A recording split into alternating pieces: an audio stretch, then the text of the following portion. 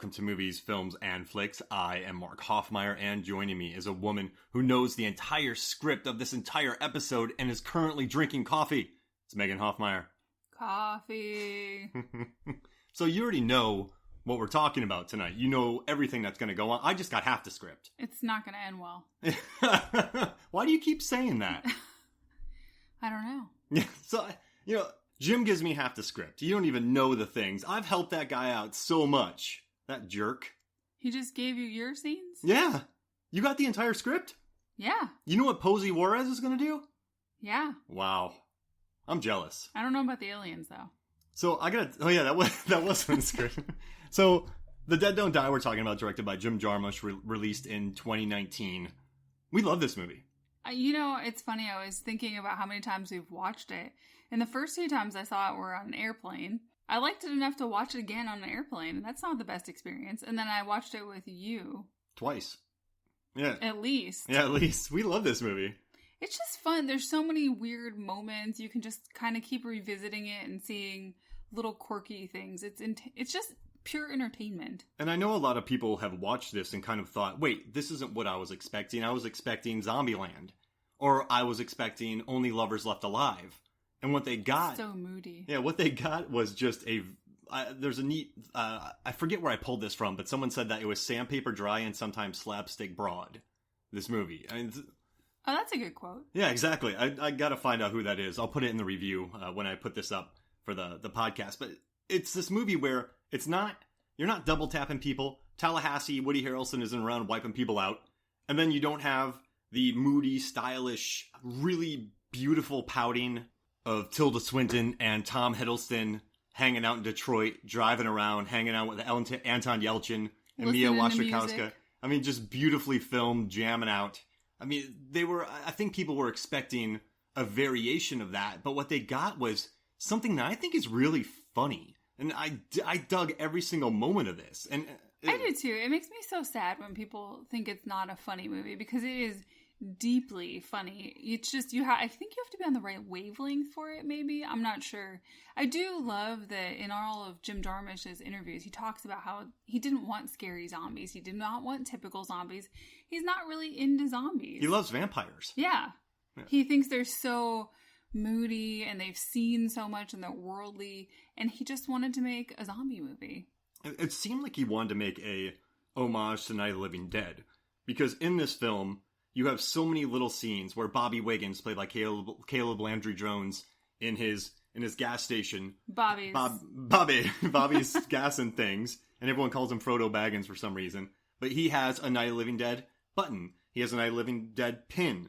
They talk about Pittsburgh. That's where they shot Night of the Living Dead. In the movie, they're driving around a 68 Pontiac Le Mans. Yep. In Night of the Living Dead, they're driving around 67 Pontiac Le Mans, because that's when they shot it. Mm-hmm. So I guess they could have gone back to 67, but this is kind of a homage to the slow zombies. And also, this is also homage to Dawn of the Dead, where there's a quote where the zombies return to the mall for their consumerism. They wanted to go back shopping and find most familiar. And in this one, the zombies want coffee, iPads, Chardonnay. I have a whole list of everything they want. Oh, they want Starburst. More iPads. Yeah, exactly.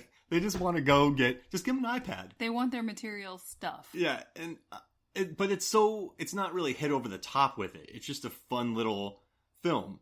And we were doing some research and we watched Coffee and Cigarettes the other day, which I watched by myself, Megan, at the Terra Cinemas in Tallahassee. Ooh. When it was still open. I was the only one in there, and it was a beautiful experience. But he was originally going to do little vignettes with Steve Buscemi's character, the kids in the juvenile detention center. Mm-hmm. They were going to be all little vignettes of people dealing with zombies, and then it spread to what we have now. And I think it still works. I love the narrative of it. Yeah, I don't know why it ended up not working, but I think it still works in an essence. They come together and then they break apart into their little groups, and the way Jarmusch talked about it in several interviews is he isolated them and they just sort of got to react to things and just have these strange little conversations and just be weird. Yeah, while zombies were attacking. Exactly. I mean, if you look at it, you have the hipsters from Cincinnati with Selena Gomez in there. She actually went up there for a week in the Catskills and shot, and paparazzi were all over the place.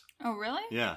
That's gotta be intense. And her and Bill Murray became good buds. Bill Murray was a little worried because he's such a carny, and he wants on sets to just be carny folk, and everyone's cool. He doesn't like the suits, but then they became good friends. So if you look at Zoe, Jack, and Zach, they are in their hotel room. Then you have Steve Buscemi and his Keep America White Again hat in his house. At his farm, yeah, with the chickens and the cows that are running away. Where's my chickens? Where's my cows? The dog that's hiding under the truck and won't come to him. And so he did split everyone up really well, but then what he made was just something much different, and I dug it. I know there's a lot of budget constraints and they had to shoot day for night, but at the end it's a funky, fun movie. Yeah, it's weird. There's just so many moments. I think the last time that you and I watched it, we picked up on silly stuff that we hadn't necessarily written down before. It's just really fun to get surprised by the weirdness all over again. And it bums me out that we're such huge fans of Lucero. They're one of our favorite bands. Mm-hmm. That we don't know who Sturgill Simpson is. But now we want to go to a Sturgill Simpson... I was going to say Sturgill Simpson coffee. Sturgill Simpson concert. I mean, that would be great, too. Oh, he needs to do The Dead Don't Die. I want a Sturgill Simpson mug. Whoa, there it is. Now, I have a question. You're playing a coffee drinking game for this film. We have to pick 5 things. Drink every time someone says yuck. Oh. Right? Drink every time someone says a wild animal or wild animals, plural. Right? What else could we add in there to do? Kill the head. Anytime they say coffee a lot. Yeah. You want to go get some coffee and donuts? Yeah, it's like 10 p.m. All right, so that, and then we need one more. So every time you hear it, you have to drink... iPad? iPad. Then every time you hear those 5 things, you got to drink coffee. I mean, as long as it's just a nice hot cup of coffee and I'm not taking shots of espresso every time, that's fine. I have a question. What? We're veering here. In coffee and cigarettes, who would you most like to have coffee? You don't have to have cigarettes, but coffee with, or tea, and all of those groups. Goodness. Of all those people. Maybe Alfred Molina. He was so nice and friendly, and Steve Coogan was just being an ass. Yeah, he's being so terrible. Alfred was so nice, wasn't he? He was excited. He talked about his hiking group. I would love to join Alfred's hiking group. I'd have to hang out with Rizza and Jizza and drink their tea. Yeah, they were herbal pretty tea. Because you know how many things he could really help me out with his doctor stuff, except for the oven cleaner that Bill Murray gargled? Yeah, I just like caffeine too much, and they were anti-caffeine. I mean, I'm not trying to dig too much into this. I just want to bring up another thing. In Only Lovers Left Alive, you had Tom Hiddleston talking about the zombies, and he was referring to the humans as zombies. Yep. So when he made this movie, I think a lot of people wanted to build this narrative of how Jim Jarmusch is angry about climate control. Not climate control, that's in a home. But he's mad at the AC in our house? Yeah, exactly. He's mad at global warming. He's mad at this. He's zombies. But he's been talking about zombies for a long time. He Years has, now. yeah. And he talks about how they are zombies inside of our social structure, and they're eating away from within. Oh. And that theme does carry across both movies. Now, in The Dead Don't Die, they are literal zombies who are rotted and coming out of graves. And in Only Lovers Left Alive, they're... metaphorical? Yes. It's more of a analysis of what we think people are. Yeah, So when I was reading interviews about this... I think they're in the same world. Yeah, I would love that. Because, zombies, vampires... I have a question here. Could this live in a world with only lovers left alive? Answer, yes. Absolutely. I would say so. Yeah, easily. Yeah. And what do you think about the name of this town, Centerville? It's a movie reference. Yeah, no, it's a music reference, isn't it? Yeah, to an album that came out. So people dug the Centerville album, so they turned that out. And then also, one more thing I was going to say. I love when they pause the map and they're surrounded by intercourse. Oh, that was something we noticed for the first time this time. Yeah, Periples, Walker Town, get it? So Walker funny. Town. Yeah, walkers. There's such a weird blink and you'll miss it humor to this. Well, the same thing with the footage on the TVs as they're doing the news reports. We noticed that this time as well. Yeah, there was about 6 times the screen flicked to something else, like a zombie face. Mm-hmm. I dug it. Creepy. Subtly creepy and off-putting, much like the day for night shooting. And you know what's interesting about that? A lot of people talked to the cinematographer, Frederick Elms, about this, who also did Patterson, which I adore. And then he did Broken Flowers and Coffee Cigarettes with Jarmusch. But what he talked about was, and this is something obvious, he's like, when you shoot at night and you're shooting in a graveyard, you need to light everything. You need to have a massive light. So I've shot in graveyards at night. And what they had to do was to simulate the moon, they blew up this massive, almost balloon-esque thing with LED lights in it to make it seem like the moon was coming down on it and to supply light. Replicating it with tons of light. And they didn't, in The Warriors, that movie that I love, the cinematographer just put lights and trees. He's like, I don't care. He's like, I needed light. Who cares if there's lights and trees? I just did it. And they didn't want to do that. And also, you say that a lot about TV shows. We'll be watching it and there'll be light streaming through a tree at some weird hour of the day, and you go, "Why is that light there?" I don't get it all the time. I mean, I know this is normal for us. I know you have to light it, and they didn't want to go that angle, and they wanted to make it look different. Of course, make it look like an off-kilter. No, but vibe. You make a lot of sense because if you're walking through a forest, there wouldn't be a random light beaming at you. Never, and I don't understand it. The other day, I was watching a movie that I love, The Wolfman, which I think looks beautiful, and it won an Oscar for its makeup effects, and has a 7-time Academy Award winner costume designer. But there was a light that was going like a 90-degree angle into I'm sorry, it was parallel with the ground. Yeah. And it was coming through the very bottom of a window. And I know even if the sun is setting, that angle wouldn't happen. So someone just put a light and just went boom to shoot it in there. Maybe they had a mirror. And it looks beautiful. They beamed it. It looks beautiful, but I was like, why? But could you really see the dust motes, though? I did. Well, there you go. Yeah, they did their job. I mean, they created a gothic look, but they couldn't, in this movie, they couldn't afford to light a graveyard. They couldn't afford to light an entire street. That's expensive. And that takes generators. And that takes grips. That takes electrics. I mean, that's new rentals. That's so much more money, which they didn't have. So shooting day at night gives it a little off-kilter vibe. I mean, the moon's funky anyway in this movie. Mm-hmm. Yep. Yeah, it's got weird lines of green stuff all over it. It's kind of buzzing and glowing. So I think it makes sense that they shot day for night. But that was a weird question. People kept asking the cinematographer, so why'd you do it? I'm like, why'd you do that? And he's like, well, I don't know, man. Like, we use optics. This movie, it's purposely mismatched, too. The optics that they use, they wanted different flares. I mean, this is not full screen, but you found it, right? What was the aspect ratio of this movie? 1.83 or 9 to 1. Yes. It's very close to a 16:9, so, your standard PowerPoint or widescreen TV. And just takes up the entire... There's no... It does. If there are bars, we couldn't see them on our TV.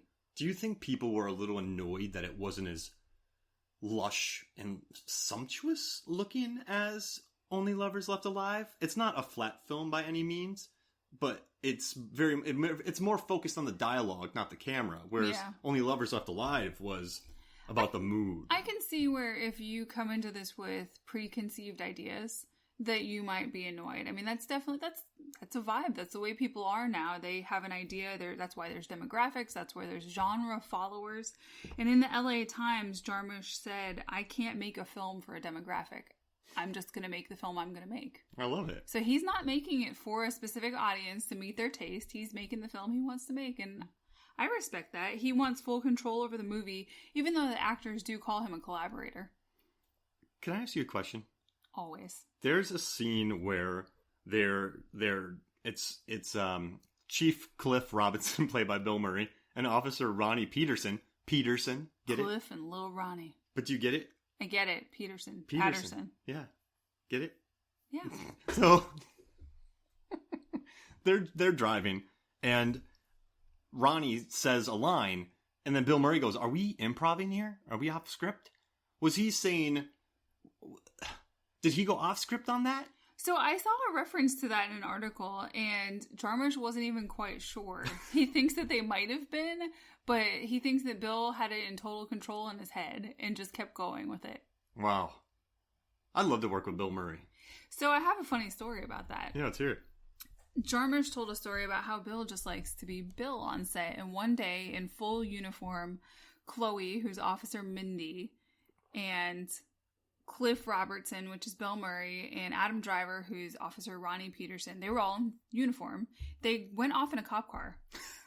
And they're in the middle of nowhere, and they went to a farm stand, had no money, no phones or anything. The production crew didn't know where they were at. And they came back with a bunch of goods from the farm stand, and Bill told the locals that, he said, "Can I just put it on credit and I'll come back and pay you?" And they said okay, and he brought a bunch of fresh veggies and stuff from the farm stand back to the set. And then later they had to go pay at the farm stand. That's what happens when you roll with Bill Murray.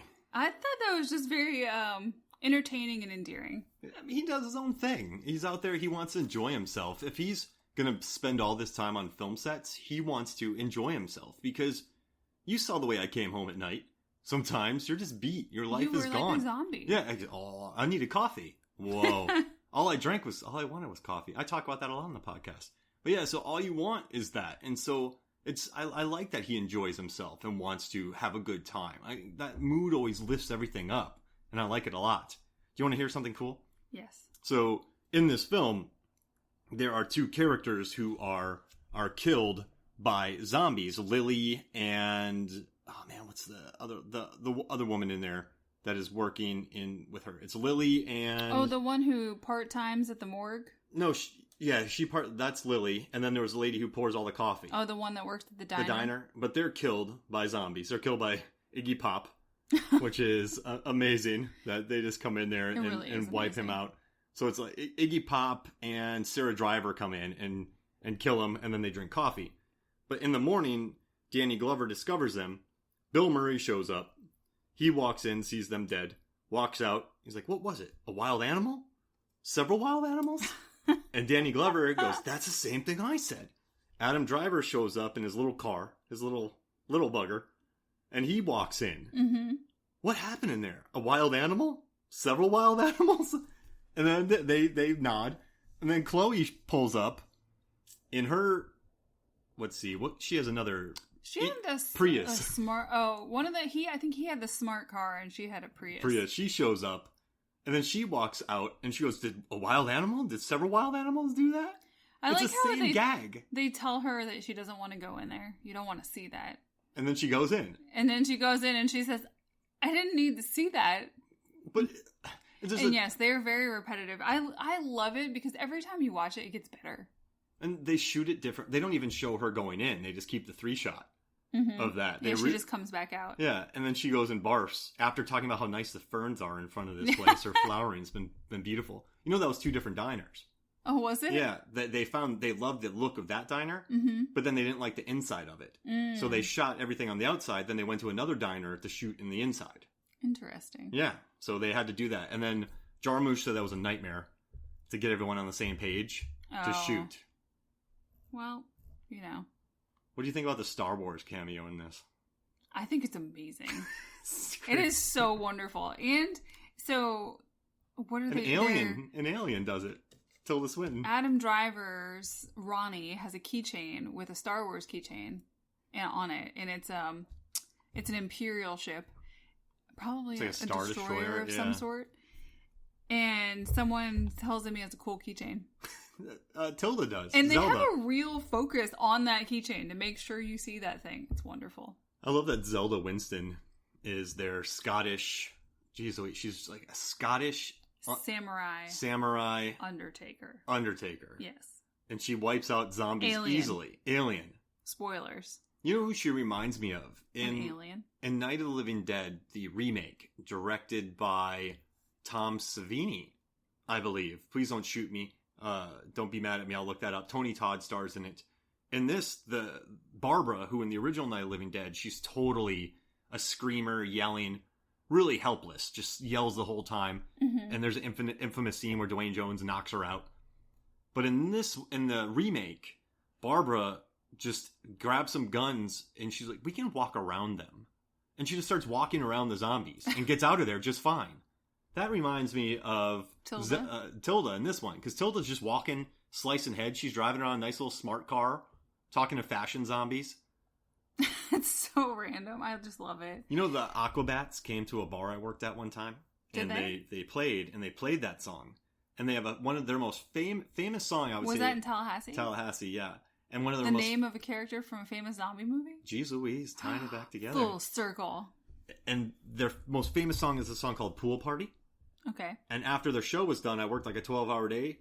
We, like the whole staff and the band, went and had a pool party. That's random. Had a pool party with the Aquabats. Fashion zombies in this movie. I do love how she just says fashion and strikes a pose. And is she called Fashion Zombie? Yeah, she's Fashion Zombie all the way down here. Yeah, Charlotte Kemp more. Fashion. More. Fashion. It's so crazy. Doesn't she tell her that color isn't really working for her, and then she chops her head off? Yeah. And then an alien ship picks her up at the end. Oh, that's amazing. And all right, so I guess we should talk about how this movie starts, because the first line in this movie is just yuck. Yuck. It's Bill Murray and, Cliff and Ronnie pull up, and they're looking for Hermit Bob, played by Tom Waits, who's walking around the forest the entire time mumbling. Yes. Well, he's a hermit. It's hermits mumble, right? As you do in the forest. And they go looking for chomping on chicken wings. They go looking for him. He sees chicken, which he's eating later. Mm-hmm. He enjoys that chicken. But then Hermit Bob takes a shot at him. And then they just end up leaving. I don't know. And then when they're leaving, he just goes, "Hey, Cliff, F you." Yeah. So stupid. He just swears at him. Well, then I think that Jarmusch really did accomplish his goal of giving the characters space to have stupid conversations. Yeah, I mean, they go out there, they can't find him, and then he disappears. Remember, they see him, and then they don't see him anymore? Where'd he go? Yeah, and then, Cliff, F you.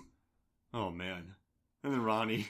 And then they get in the car and they have a very funny and pointless conversation. Cliff really wants to go get some coffee and donuts. He's pushing it hard. He is. He even calls up Mindy back at the station and sees if she wants them to get her coffee and donuts. He wants coffee and donuts. He really does, but Ronnie thinks it's a bit late. Do you think Ronnie likes Cliff? Because there's several moments in this movie. All right, so there's a couple scenes. There's a scene where Cliff goes, "Yeah, I went to junior high with Hermit Bob." And Ronnie goes, "That must have been 50 years ago." And Cliff goes, "Yes, that was 50 years ago." And then later on, Cliff says, "Yeah, I should have retired 2 years ago." And then we're assuming either Ronnie or Mindy would take his place. But he doesn't. And Ronnie looks at Bill Murray. He's like, "Yeah, I know you didn't." Like, and they argue later too. Like, they're like, "F you," and he throws a CD. Do they like each other? I think maybe they're in the pattern of people that spend a lot of time together. Yeah. I mean, they're really the only two cops out there driving around. Yeah. What else are they going to talk about? All right, I gotta say, I knew I fell in love with this movie when after Bill Murray is pushing his coffee and donuts bit on Mindy and Ronnie, they put on the radio, and the song "The Dead Don't Die" by Sturgill Simpson comes on. And Bill Murray's like, "I've heard this before. This sounds familiar." I've heard it before. What is it? And Ronnie says, "It's the theme song." It's amazing. It's such a good line. And this in the first 10 minutes it's where so ridiculous. They're already telling you that a song called "The Dead Don't Die" is the movie's theme song. Well, did it play in the beginning credits? It plays at the end credits. It plays throughout the movie. There are constant references to the song "The Dead Don't Die" by Sturgill Simpson. So they play it in the car. Yes. And then at Frodo's place. They've got the CD. No, she has it playing in the car. She has it playing in the car. And then she buys the CD from Frodo, who's not Frodo. Bobby. And then she dies. They get killed, the three of them, the Cleveland hipsters. Ronnie picks up the CD. Ronnie picks it up. Puts it in the car. Yeah. The cop car. And then Bill Murray throws it out. Yeah, he said he can't take it anymore, and he stops. There's a lot of dead don't die in here. And the lyrics are just so poignant. It is the most ridiculous and on-point song for a movie, and I just enjoy it so much. Yeah. I mean, yeah, you walk through it, everyone's looking at their cell phones. Because after life is over, the afterlife goes on. Oh, brother. And he even says coffee in it. It does. It talks about drinking coffee on every corner, but then the corners are gone. And then you see Iggy Pop wanting coffee. Yep. Oh my gosh. And then later on, the coffee zombies aren't they holding the carafe? They still are. Coffee. That's brilliant. All right, how about this? Let's take a quick break, and then when we come back, we will talk more The Dead Don't Die. We'll be right back. Welcome back to Movies, Films, and Flicks. And Megan, we just got a wonderful package by WPS. Yes. I love that guy. Serve up some knowledge before you go. And then what's the line? What does Dean say? What does RZA say? Oh, I got it. The world is perfect. Appreciate the details. So what's cool about that is I read a bunch of interviews with Jim Jarmusch, the director in Vulture, Rolling Stone, LA Times, Irish Times, Screen Anarchy, several others. I read all these interviews, and he obviously repeats a lot of the same things over and over, which is nice that he's consistent. But he talks about that and the philosophy that he gets overwhelmed with all of the issues in the world, and he cares very deeply about what we're doing to the planet and all kinds of other things. But when he gets bogged down in it, he has to remind himself to appreciate the simple things. And that's what that quote tells him. Wow. What was the song that he listened to over and over? Do you remember the song? Oh, what song? Well, doesn't he watch? Oh, he watches a movie over and over. Oh, he was telling, who was it? The Rolling Stone interview. He was talking about Tilda Swinton. I can't remember how it came up, but he mentioned that when he was trying to quit smoking, he did it cold turkey in his apartment for, that's what it was. I want to say about 10 days or something. And he watched Sword of Doom over and over because it put him into this place of rage where he could just work through his aggression and feelings of detoxing from the nicotine. And he said he would watch it, I think, about 3 times a day the entire time until he was not smoking anymore. I show my students clips from that movie because they're gnarly. And he just walks in a straight line and murders people. I haven't seen it, but now I really want to go watch it. Let's get the Criterion.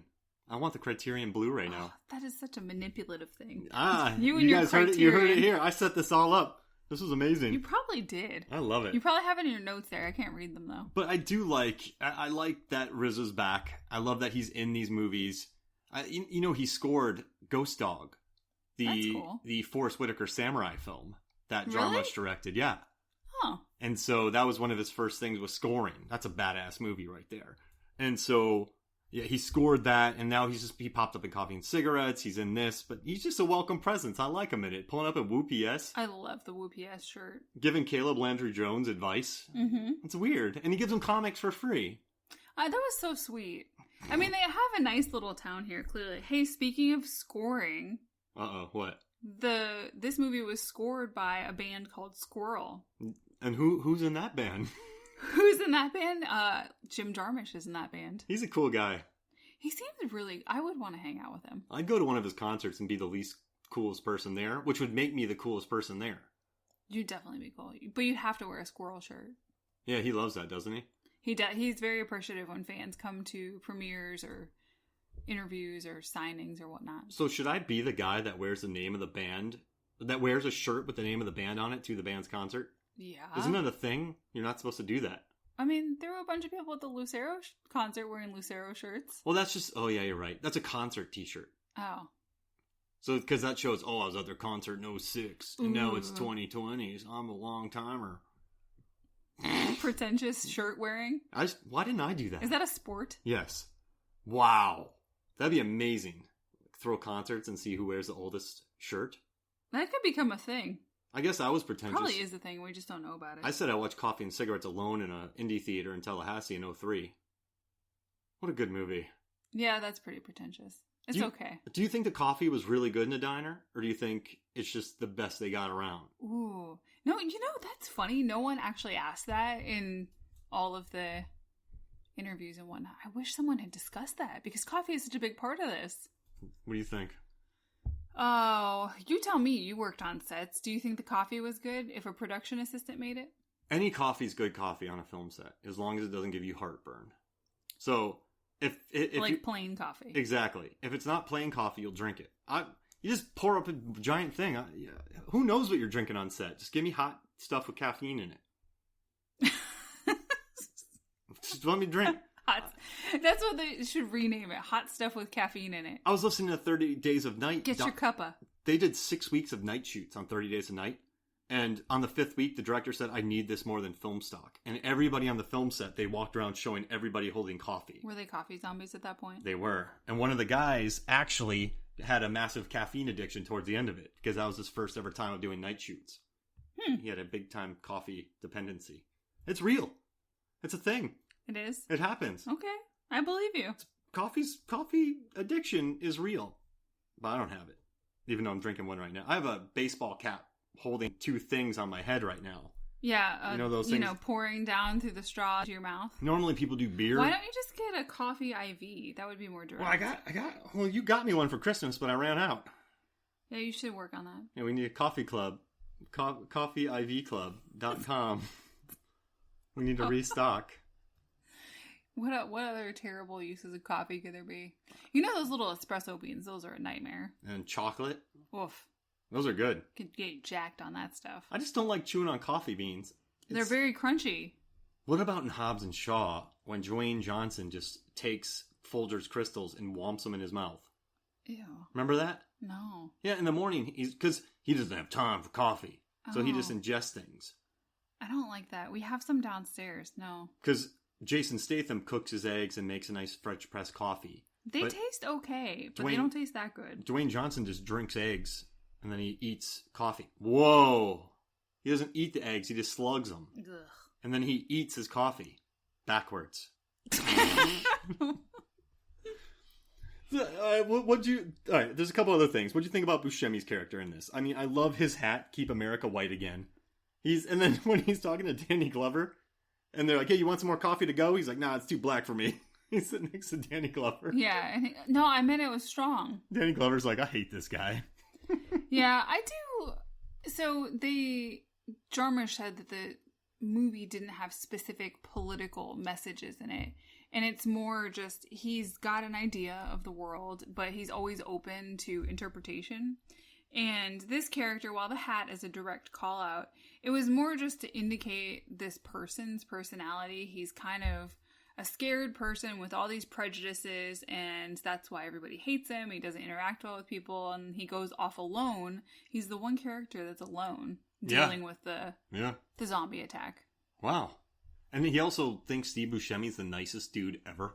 And so he just wanted to put that hat on him because Steve Buscemi will do anything. We'll just deal with it. I mean, look at him in Coffee and Cigarettes talking to the twins about Elvis having a clone and not being aware that Elvis, took music from black artists and stuff like that. He's completely oblivious to it. I think Jarmusch just likes doing weird stuff Probably. to Buscemi. Yeah, nice people will do that. And also, Adam Sandler does a lot of weird stuff to Buscemi. He's like a homeless man in Mr. Deeds. He has his hand up a cow's butt in A Ridiculous Six.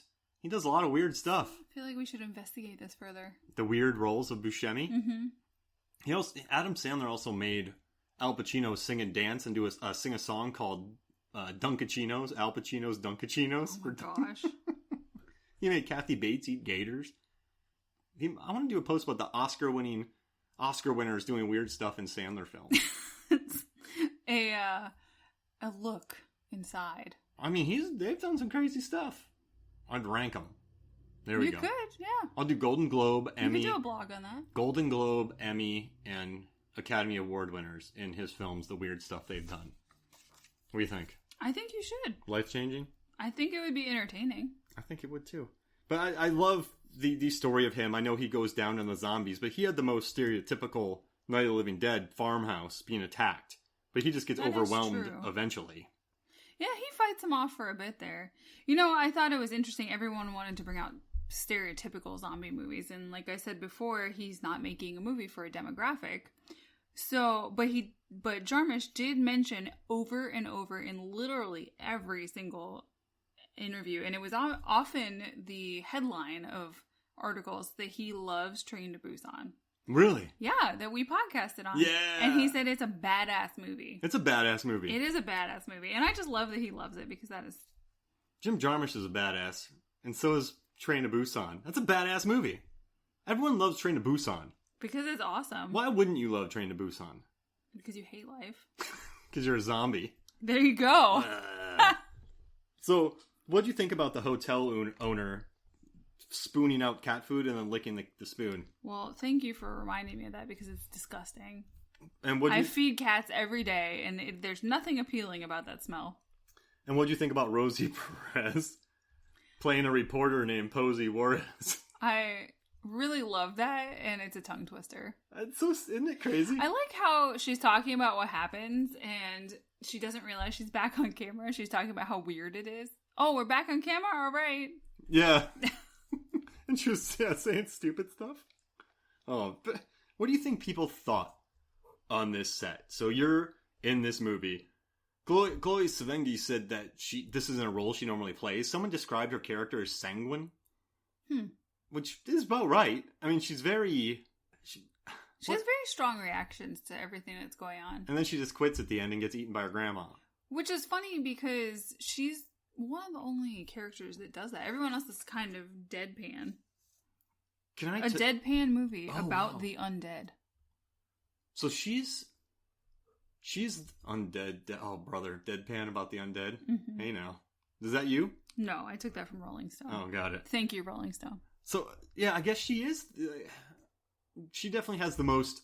But I kind of like that, though. You have the... Like, if everybody was as droll as the other characters, it wouldn't work. You need the few outsiders to add something different to it. Like the 3 kids in the juvenile detention. Yes, them. So, I have a little note on them. Stella, Olivia, and Geronimo.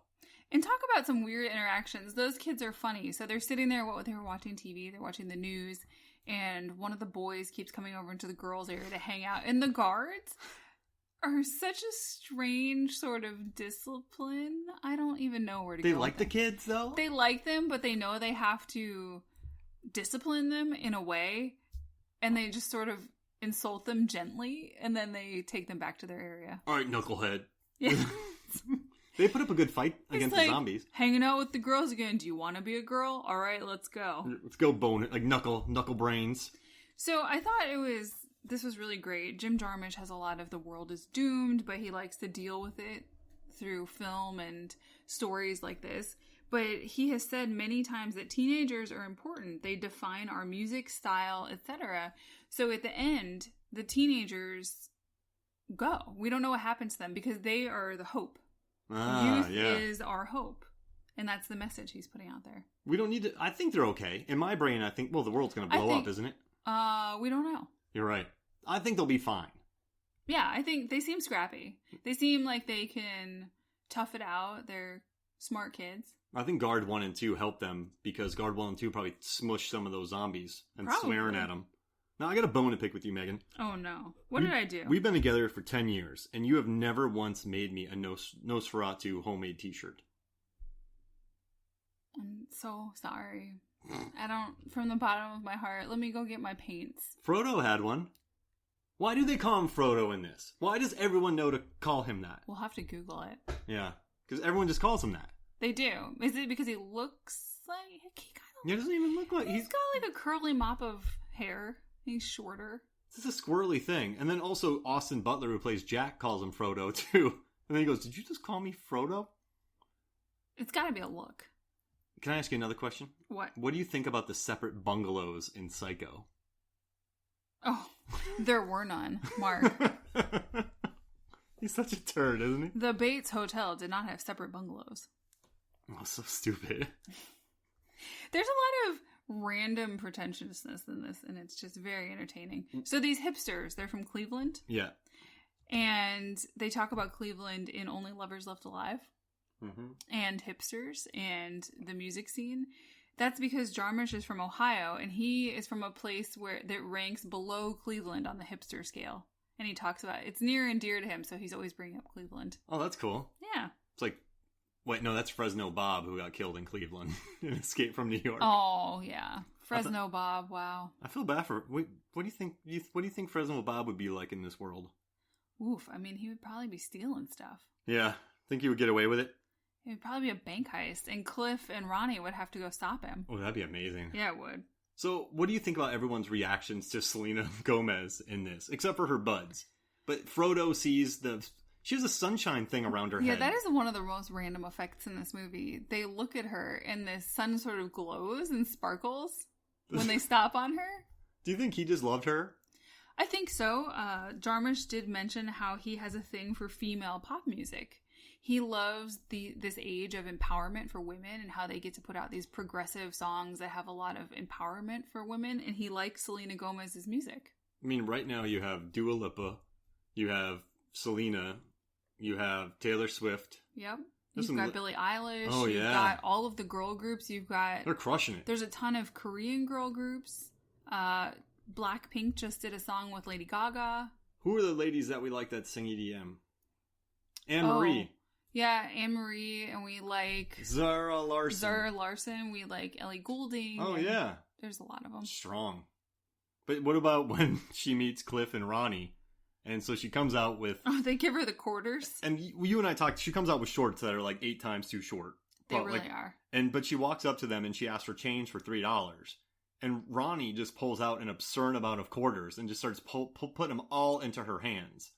And she's like, that's fine, I'm okay. And then she tries to give him the money. He's like, I'm okay, it's fine. You can keep them. Oh, thanks. And then she walks away and he goes, is she Mexican? I have a thing for Mexicans. Like he's like, I love Mexicans. I've been there a couple times. Those are so random. And then there's just 3 guys just standing around. Why? No idea. What do you think about Bill Murray falling into that stupid grit? I spit. What do you think about Bill Murray? That's what the pop filter's for. Falling into... I have a giant pop filter between the two of us. Me. Yeah, a spit filter. But so Bill Murray's like, I don't see anything. And then he turns around and falls on the grave that he would have seen. Oh, into... Whose grave is it? Sam Fuller's empty grave. And Sam Fuller, I don't know if you know this, but David Thompson got me a Blu-ray of the Big Red One, which is a war film. And that's a movie directed by Samuel Fuller. Yeah, an homage to a renegade, low-budget, famous filmmaker. Dude was a maniac. He made a lot of movies. Oh, he made a ton of movies. Oh my gosh. Why do you think Moby Dick was referenced in here? I have no clue. Right? Does it make sense? No, not really, because this movie has a ton of musical references, as we've talked about. Yeah. I mean, Moby was an artist. Oh, there you go. And then, I don't know the other one. That one lost you. But, I just watched Warrior, and they had references to Moby Dick as well. So, I don't know. And then I love that line in this, where they go, it's a full-on undead, reanimated zombie shit. Yeah, that's a good one. That's a good line. Hey, did you notice, the little kids in their costumes that come to Bobby's and he gives them, I think, some candy? Yeah. Did you notice the stuff he said to them? I did. As they were leaving. What is that from? He said, stay sick, turn blue to the kids, which is a Cramps song called Surfin' Dead. Nice. That's deep. That's cool. Yeah. Yeah, there's a lot of that kind of stuff in this movie. Just so many references to songs and bands, and the Centerville town is a reference to a song, 200 Motels by Frank Zappa. Hey. Oh, I saw. Yeah, I read. The musical ones are hot and heavy in here. I think, yeah, and then 1973, Iggy's backstory in this was that he died in 1973. And they, that's when a show with Blue Oyster Cult and Kiss was, and he actually performed with them. So I kind of like that. And they had the Good Brothers, who were actual Blue musicians. Oyster Cult. Yeah. Which is quite often quoted in the Robert Galbraith books. Interesting. And he's a detective. Remember? Yeah. There's a lot Before every chapter? Oh, wow. That's it. Oh, no. J.K. Rowling's in trouble. It's getting deeper. We're getting deep in here. Oh, my gosh. Are we improvising here? I don't know.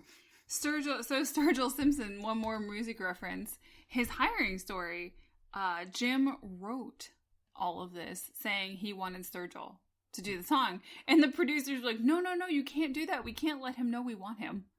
Because then it gets more expensive. And he's like, I don't care. I want him. Nice. And they got him. I wonder if he regrets that, knowing how much of a budget constraint they had. But Sturgill seems cool. I doubt it. Sturgill's... I have a question, Meg. Did you play baseball back in the day? Yeah, a little minor league. Class A ball. Adam Driver's good with a machete in this movie. He really is. What do you think about the zombies turning to dust? It's very poetic. Cheap. Dust to dust. If you had blood ashes everywhere? to ashes. Oh, no. That's what you're right. Bob says at the end. Tom Waits.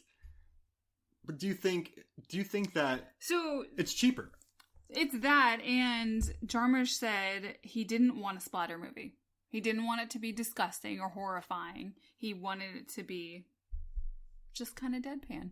So he thought it was a great idea to have them turn to dust instead of splatter, because that takes the grossness out of it. And Selena Gomez sat there and then they green screened out her body while Adam Driver held her hair. I will have to watch that again, because that is very... What? She says it in an interview. That's crazy. Yeah, I'll find it here. So, let me look for it. Well, I should have had this pulled up here. But yeah, so she said that she was actually on set, and then they did that for it. Let me see here. Where is it at?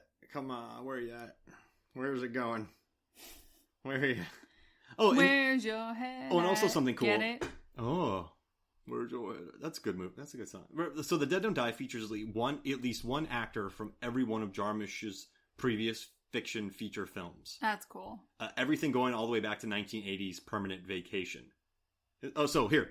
Rather than use a dummy head, Gomez helped create the gruesome scene by kneeling on the ground next to the driver, making it appear as if he was holding her by the hair. The rest of her body was then digitally edited out in post-production, with added special effects of guts and black smoke spilling from her severed neck. What? So she just hung out on set while Adam Driver held her hair. That's crazy. But he's cool. She seems cool. So, and Bill Murray's there. Chloe's there. Everybody who's there is probably pretty cool. Chloe was like a New York mainstay in the 90s. She was in Kids, that Larry Clark film. She worked at Liquid Sky, the clothing store that was based on the cult classic film, which we covered on the podcast. It'll be coming up soon. So Liquid Sky, she worked there. So she was like a badass. So I bet Selena was happy to hang out with all these people on set. I get the vibe from reading all these interviews and seeing cast quotes that the sets are typically pretty chill. Now, I know that this one, as we mentioned, suffered from budget issues. They never quite got the full budget they were promised, and there was a lot of rain that they had to deal with every day. And then, did you know that Jarmusch actually got pneumonia? He got walking pneumonia during this. Oh, no. And had to deal with that. But I still get the vibe that it's chill. These are very professional actors. They're doing this super dry comedy, and he's even quoted that he doesn't like a militant set. No, they're terrible. So he thanked his first AD multiple times. Twice in the credits. Attila, I'm going to butcher the last name, User? Attila went through this rough shoot, and he's the type of person who never yells. Good. You don't need a yelling He AD. speaks softly and makes everyone listen to him. That's what you should do. And approaches everything calmly. So he was thanked profusely by Jarmusch, and that's very interesting. On Clint Eastwood sets, in the last few years, he's older. So they only shoot about 6-7 hours a day, maybe 8. But on his films, you don't yell. No one goes, rolling! No one goes, action! No one goes, cut! You just put your hand up in the air, you do the circle in the air. So you take your pointer finger, and you put it up in the air and you shake it around. That means rolling. Yeah, so you like don't you're twirling. You don't do the Clueless thing, rolling with the homies. Yeah, you don't do that. Yeah, you're not doing that. You're not doing the Macarena? But on this one, on his sets, you never yell. And he wants it done. But the thing is, if it's a 6-7 hour day, that means you got to show up and you got to get stuff done. You can drink your coffee, but you can't drink as much coffee as you normally would on the grueling sets. You got to show up and get that done. So when he's ready to shoot, 1-2 takes with the actors, done. So Jarmusch, I kind of have an idea of, I mean, people work with him a lot. Many people come back. They want to work with him. So if you have a bad rep, or if you're a militant director, people aren't going to want to be there. Mm-hmm. Now, I know Michael Bay gets a lot of problems for being he calls himself a general on film sets. But I think a lot of actors like his movies because you're just supposed to find your own way on it. And if you're an actor, I mean, Frances McDormand's been on these movies. Like, I don't think she would work with just anybody. Yeah. Like, I on Transformers, totally different movie than what we're talking about. but in those films, he's like, the camera's on you, act. And they're like, oh crap, I gotta do this. Like, there's so many different styles. But on Jarmusch, I think 1-2 takes maybe. He trusts his actors. When you have Danny Glover, Chloe, Bill, and Adam on set, you probably don't need too many takes because they've all been acting for a while and they're great. So you just trust them. Yeah, and the thing is too, the way he talks about these people in interviews is a lot of them are his friends. I mean, they are longtime friends, personal people that he talks to on a regular basis. Tilda is a friend, Tom is a friend, Iggy's a friend. Several of these people he just converses with regularly, and I wouldn't think that your friends would want to continue to work with you if you were just an asshole. Yeah. And especially since Bill Murray popped up. Yeah, and Bill is a friend. I think that speaks volumes to what he is like and what the production would be. I mean, I'd love to work on that. That'd be fun. That'd be a fun shoot. I think a lot of the things... I would have a hard time not laughing. There was a lot of PAs on this movie, which is interesting. I saw that in the credits. A lot of PAs. Why do you think? Maybe different days that they were used on, maybe for lockups. I mean, you have driving scenes, so you need to keep the streets empty. That's true. So maybe they needed a lot of lockup PAs because extras are minimal. But also on the big zombie days, you need extra PAs to help wrangle. Yeah. And get through makeup and everything. I mean, zombies get expensive. Yeah, I remember your stories about movies that have a lot of that kind of stuff. They're nightmares. Zombies are a pain because you have ears, you have eyes, you have teeth, you have fingernails. Yeah, you could have full prosthetics. And there's wardrobe. a finger person. There's an ear person. There's a specific person for contact lenses. Oof. If you guys ever get bored and you want to watch something, and if you own Goosebumps, the Blu-ray, watch the behind-the-scenes footage, and you'll see how many fingers there are just for the zombies. And also, if you're watching it, you'll see me in the background, and then you'll hear somebody going, "Hey, Mark!" So I'm in the background, one of those, dealing with all the creatures. You should be in the credits for it. I have a cameo appearance. You just got to look it up. But yeah, so I mean, and he seemed pretty shook by having all these extras because of coffee and cigarettes, right? Not many. Super minimal. Well, and think about it. Each vignette was only, a couple people that you filmed at a time? Yeah. And Patterson, I mean, he had bus driving scenes, but he shot the same thing over and over. Walking from his house, going to the bar, waking up in the morning. Oh, that's true. So that's an easy shoot. You just shoot the same thing over a different wardrobe. Well, in Only Lovers Left Alive, it's very much scenes with 2 or 3 people. In that one house. Or driving around. So I guess, and at night. So he's probably not used to having that many zombies. And they're tough. And he said they were long days. Yeah. It's kind of interesting to hear him say that. I'm like, haha, Jim. Aww. I wish him nothing but well, but when I heard that, I'm like, welcome to my life. But yeah, so, I don't know. But at the end of the day, this movie is just so loaded with just fun stuff. So I love it when like Adam Driver says, this is definitely going to end badly. And then Bill Murray says, shut up, Ronnie. And then, shut up, Ronnie. And then Ronnie goes, you shut up. I could listen to Adam Driver and Bill Murray telling each other to shut up all day. I like how they diffuse it, though. They just they take a breath, and then Bill asks him, so you know how this ends. What happens? Ronnie says, we give it our best shot. And they go out but it ends badly. And then slow motion, they just kill zombies. And they could have lived through that, Meg. They probably could have, yeah. Yeah. It's a weird fight. They could have run away. Exactly.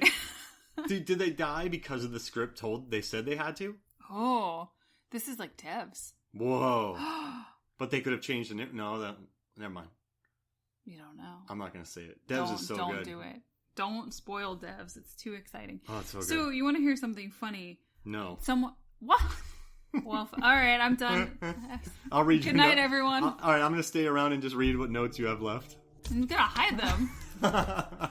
Okay, so Adam, someone asked Jim about this. Did Adam, who is he playing in this movie? Is he playing himself? He's an actor? What's going on there? And the answer was that Adam is playing an actor who is not Adam Driver, but who knows what's going on. So he's playing just some actor who knows what's happening. But the world's, who wrote it for them? I mean, I don't know. This is weird. The aliens, duh. But I love it. I like... That's why he doesn't know about the aliens, because they wrote it. Wow. Do you know what I like, too, about this? Is that this isn't... I think Only Lovers Left Alive... This is going to sound weird, but it made vampires almost sexy again. Right? It made them... Mark, I thought Twilight did that. But you know what I mean? Like, oh, yeah, you're right. No. The Italian razzle-dazzle. Twilight. Yeah. Italian Twilight. Oh, so we were in Italy, and... Italy? Yeah, we were in different cities, and in every city at nighttime, we'd sort of get in at the same time, and we'd turn on the TV, and it was the next Twilight movie. In Italian. And it's better. It's, it's better. It sounds more passionate. It does. Also, without having to hear what they're saying, it's better. But I think it sort of messed with the genre, and it made them really sexy, and it made them really cool. I mean... Only Lovers Left Alive is a cool movie. They're cool. They're very pained. You know. The Dead Don't Die is not a cool movie. No, it's not. It's a very dorky movie. So I think people were expecting a cool zombie movie. They wanted the genre to be flipped. But instead, Jarmusch has no interest in zombies. So instead, he just made a comedy. He called it a progression. A progression. There's no suspense. It's just a progression. So I think he did something fresh with the genre by not following any of the classic tropes or story beats. Oh, I do too. The first time I watched this, I was reading a book and I had my headphones in on a long flight just to have something on in front of me. And I kept noticing weird stuff happening on the screen. I'd look up and be like, that's really funny. So the next time I actually watched it, and I found it super entertaining and funny and then just kept watching it. And that would be my recommendation for this movie. Just keep watching it. And then I bought it, and now we've watched it a lot. We'll watch it some more. I'm going to watch it more. I love it. I think it's an hour and 45 minutes. It flies by. There's just so much weird you watch movies, and I think you can catch fun things in this film. So I really dig just going through it. Like there's a weird scene where the Chardonnay zombie. Oh, I was going to mention that. And people call her an old goat. When people are just insulting her. Carol Kane. Yeah, that old goat. She smells of Chardonnay, even in death. Cheap Chardonnay. Oh, I cut you off with that. But cheap Chardonnay. We should say it in unison. Cheap Chardonnay. Right, go. I'll do the end with you. All right. She smells of Chardonnay, even in death. Cheap Chardonnay. Oh. High five. And then Bill Murray stays there to sleep in the prison with her, and everyone's freaking out about it. And Bill Murray says it might bring back past memories. And you're like, what does that mean? That's a weird line. It's just a squirrely... It's a strange little town, for sure. But I mean, it's a strange little town. I think it's a very fun film. Well, the woman at the diner works with Zelda at the mortuary because she pays well, even though she's really weird and she gets good stories out of it. Yeah, and like the golden Buddha that's just sitting there. They really have their own little world here. And also I like that it starts in the cemetery, much like... So Night of the Living Dead, when they drive up to the city, and a lot of the driving scenes do look like Night of the Living Dead driving scenes. And it starts in the cemetery. Night of the Living Dead has its first major scene in a cemetery. So I think the guy just loves Romero zombies. He loves that they have a message to them. These zombies are about consumerism and racial politics and all of that, and the civil rights movement. And I think that's what Jarmusch was drawn to, but he doesn't like any of the other zombies, so he just made a Jarmusch movie with some zombies running around. Yeah, in Screen Anarchy, he called it a celebration of consciousness and friendships. Oh, that's fun. Yeah, I like that. I love the Landry Jones, Danny Glover. They become buds. Yeah, they are definitely... I mean, this is about little groups of friends sort of getting together, dealing with this whole thing. Why did Bill Murray buy a plunger at the hardware store? I know he goes, we were at the hardware store, and things happen. But there's a plunger. Is that what happens when you go to a hardware store? Maybe it's for the station. We have 12 plungers. I gotta stop going to hardware stores. Yeah, well, it's a side effect. For every bathroom we have, I need them. Yes, all 12 of the bathrooms. I wouldn't want 12 bathrooms. That's 12 bathrooms you have to clean. It's too many. Sounds terrible. More pipes to burst. I hate cleaning the ones here. All right, so any final notes that you have about this movie? Any final thoughts you want to get out? Okay, I have one more. On the budget issues, in the Irish Times, Jarmusch mentioned that the team was paid in oatmeal. What? Just to say that they were not paid well, and they did the movie because they're part of a tribe. It's sort of his group. They were paid in oatmeal? Yeah, that was just... He was being dramatic. They got scale in this movie. I think the thing that I want to leave behind with this movie is watch it and keep watching it.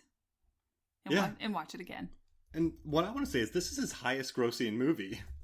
This was his first mainstream movie. Which...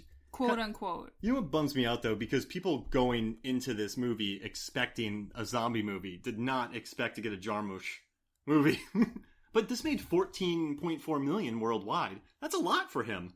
Mm-hmm. Considering his budget. Did they ever give you a final budget?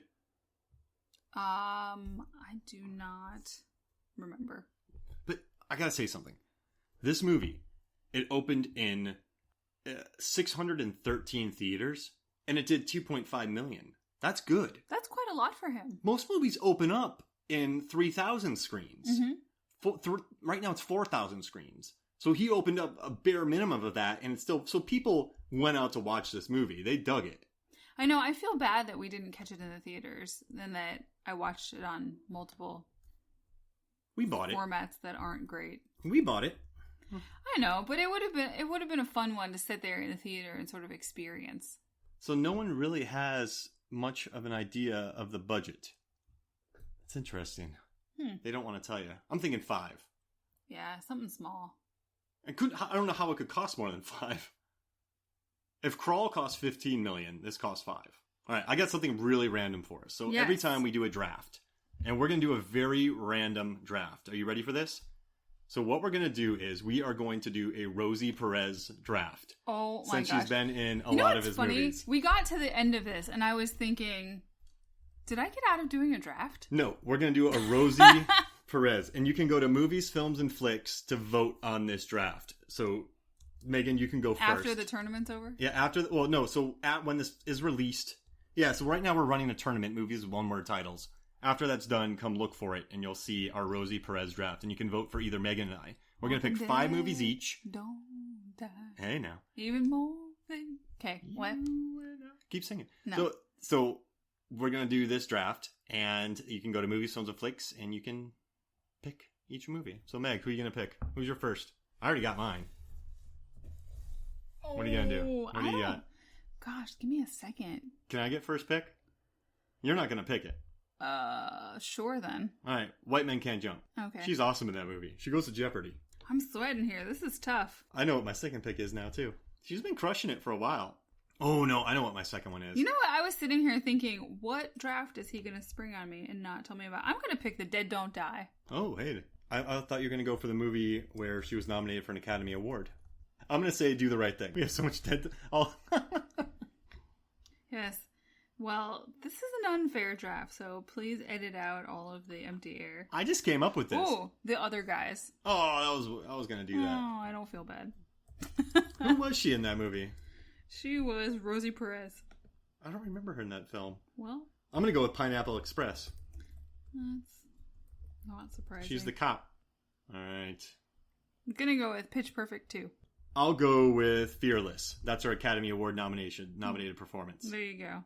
All right. How many more are left? You have 2. You have to pick 2 left. I'm going to go with a movie starring one of your heroes. It Could Happen to You. Oh, nice. It Could Happen to You. Oh, man. Where am I going to go next? So many good movies. And you already took The Dead Don't Die. Oh, no. That kills me. Oh, do you want some coffee? Yeah, I do. Please, coffee. iPad. All right, so let's see. I got one more movie. There's so many to pick from. I gotta win this. You know what? I'll go with Untamed Heart, the Christian Slater classic. I guess I'll go with Riding in Cars with Boys. Hey. All right, so we have ours. You can go to Movies, Films, and Flicks, and just pay attention for this. I should pour Megan up. I mean, I'm used to it. Yeah. I expected it. I mean, she's good. Academy Award nominated, Do the Right Thing, White Man Can't Jump. She needs to be in more movies. Yeah, she's great. She's Posey Juarez. Posey Juarez, reporting live. All right, so this was fun. And just like you said, just keep watching this movie.